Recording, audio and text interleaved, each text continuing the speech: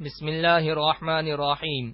صرف 5 منٹ کا مدرسہ قرآن و حدیث کی روشنی میں 42واں دن 12 صفر المظفر۔ نمبر 1، اسلامی تاریخ۔ قوم بنی اسرائیل پر اللہ کے انعامات۔ جب فرعون اور اس کی قوم کی تباہی کے بعد حضرت موسیٰ علیہ السلام اور بنی اسرائیل نے بحر قلزم پار کر لیا تو اللہ تعالی نے انہیں اپنے وطن فلسطین جانے کا حکم دیا، جن پر قوم عمالقہ نے قبضہ کر لیا تھا، مگر بنی اسرائیل قوم عمالقہ کی جنگی قوت و طاقت کی وجہ سے مقابلہ کرنے کی ہمت نہ کر سکے۔ اس بزدلی پر اللہ تعالی نے 40 سال تک میدان تیہ میں بھٹکتے رہنے کی سزا دی، جو کوہ طور کے شمال میں اور صحرائے سینا کے جنوب میں واقع ہے۔ اللہ تعالی نے اس جلیل القدر نبی کی برکت سے 12 قبیلوں کے لیے 12 چشمے جاری کر دیے، سخت گرمی سے بچنے کے لیے بادل کا سایہ اور کھانے کے لیے من و سلوہ نازل فرمایا، مگر بنی اسرائیل ناشکری کرنے لگے اور من و سلوہ جیسی نعمتوں کو چھوڑ کر ساگ سبزیوں کا مطالبہ کرنے لگے۔ پھر جب ان کے مطالبے پر حضرت موسیٰ علیہ السلام تورات لینے کوہ طور گئے تو ان لوگوں نے بچھڑے کو معبود بنا کر اس کی پوجا شروع کر دی۔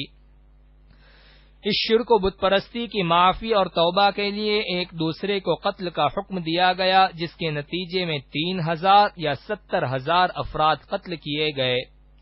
غرض نافرمانیوں کی وجہ سے یہ قوم 40 سال تک ارض مقدس یعنی فلسطین میں داخل نہ ہو سکی۔ نمبر 2، حضور صلی اللہ علیہ وسلم کا معجزہ، اندھیری رات میں روشنی ظاہر ہونا۔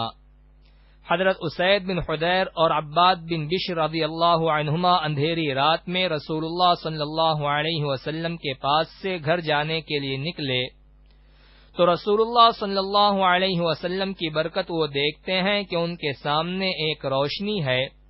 جب وہ ایک دوسرے سے الگ ہوئے تو اس روشنی کے بھی 2 حصے ہو گئے اور دونوں صحیح سلامت اپنے اپنے گھر پہنچ گئے۔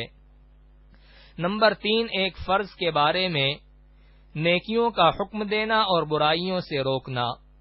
رسول اللہ صلی اللہ علیہ وسلم نے فرمایا، قسم ہے اس ذات کی جس کے قبضے میں میری جان ہے کہ تم پر ضروری اور لازم ہے کہ بھلائیوں کا حکم کرو اور برائیوں سے روکو، ورنہ قریب ہے کہ اللہ تعالی گنہگاروں کے ساتھ تم سب پر اپنا عذاب بھیج دے۔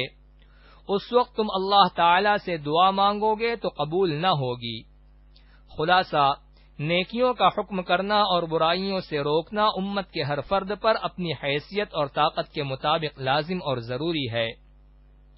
نمبر 4، ایک سنت کے بارے میں ہر کام میں کامیابی کی دعا۔ دین اور دنیاوی کام کی درستگی کے لیے اس دعا کا اہتمام کرنا چاہیے، ربنا آتنا من لدنک رحمۃ وہیئ لنا من امرنا رشدا۔ ترجمہ، اے ہمارے پروردگار، اپنی جانب سے ہمیں رحمت سے نوازیے اور ہمارے کاموں میں اچھائی پیدا کر دیجیے۔ نمبر 5، ایک اہم عمل کی فضیلت، بازار جانے کا وظیفہ۔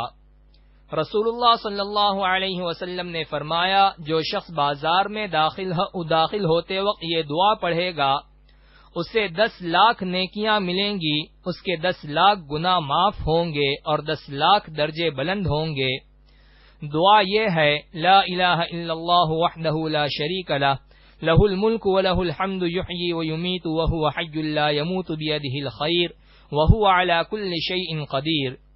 ترجمہ، اللہ کے سوا کوئی معبود نہیں ہے، وہ تنہا ہے، اس کا کوئی شریک نہیں، ساری حکومت اسی کی ہے اور اسی کے لیے ساری تعریفیں ہیں۔